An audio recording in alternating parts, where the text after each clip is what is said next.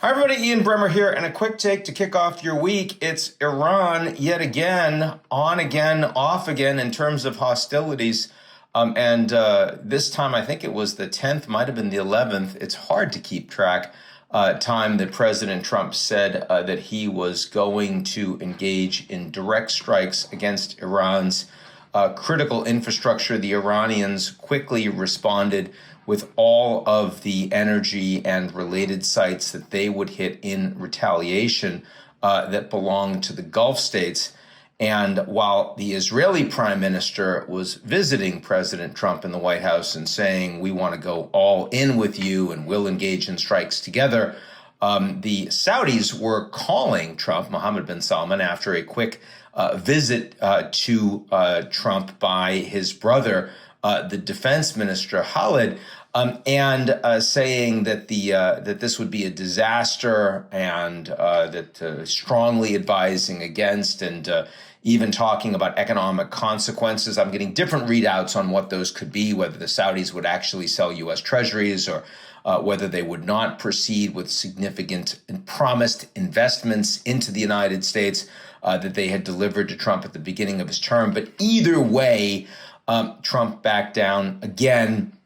And now we have more talks and negotiations, even though the Iranian position on all of this really hasn't changed. And so I think the big point is that since the ceasefire has broken down about a month ago, and broken down because the two countries had different views of the memorandum of understanding that was signed, that the Iranians believed that the memorandum gave them control over the strait. The Americans believed it did not.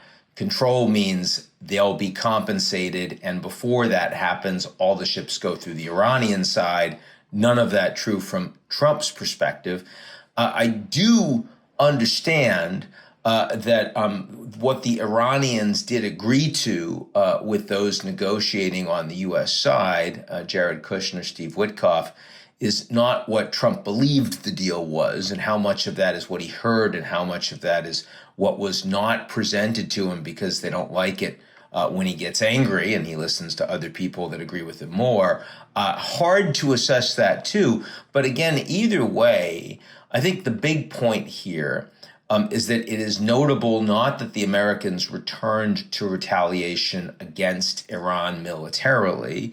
It's more for the Iranians hitting the ships going through the strait, more that it is the constraints on President Trump's unwillingness to escalate. That if you were the Iranian military leadership at this point, one thing that you are reasonably confident of, to the extent that you can be confident of anything that comes from the United States, is that the United States president really does not want significant escalation in this war.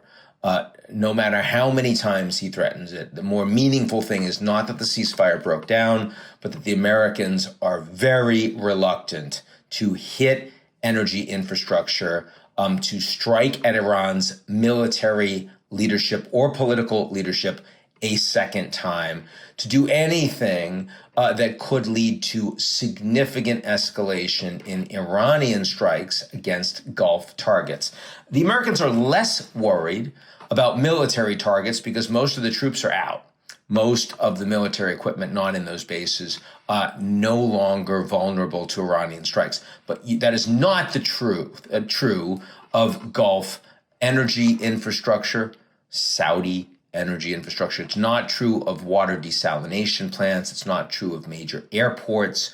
All sorts of targets that are soft and that are not yet defended or not yet defendable by the Gulf states themselves and by the United States. That is what is worrying the United States president and what has been restraining him. And as long as that holds true, the ability of the Iranians to drive a much harder bargain for the outcome over the strait will be persistent. So the real question, given that the Americans don't want to escalate, is at what point is Trump going to be willing to accept a deal that clearly looks like a loss? And how much does he want to string out the economic pain that is involved with continuing what is essentially a mutual blockade of the Strait. The Iranians don't get their oil out, but nobody else gets ships out either. The war does not appear to be expanding dramatically, despite the attacks that we've seen by the Houthis as proxies against some Saudi targets. This has been pretty well telegraphed by the Houthis. It is not an all-out blockade on the Red Sea. Other ships like the Chinese are getting through, nor is it an effort to cause a lot of damage to Saudi infrastructure. They are showing that they're serious by engaging in limited strikes to get more money out of Saudi Arabia. I don't see this war expanding broadly into a reprise of Lebanon, Iran in a big way. The Israelis pulled some troops back. Hezbollah has engaged in some strikes against Israeli defense forces that are in Lebanese territory, but not against the Israelis in Israel proper. Again, what we're seeing from the Houthis, what we're seeing from Hezbollah, and what we're seeing from the United States has been a significant level of restraint despite the rhetoric, despite the threats.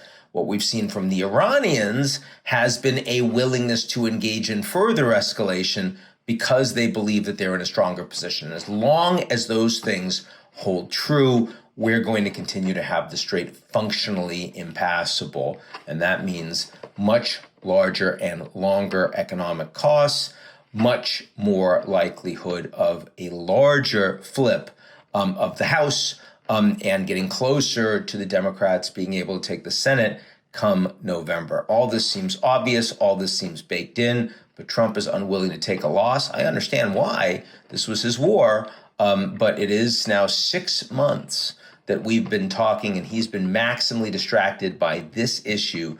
Kind of astonishing for a U.S. president that promised and won 2 elections in part on the back of saying there will be no new wars, particularly in the Middle East and even in Iran under my watch. That's not what we've been seeing for half a year now. That's it for me. I will talk to you all real soon.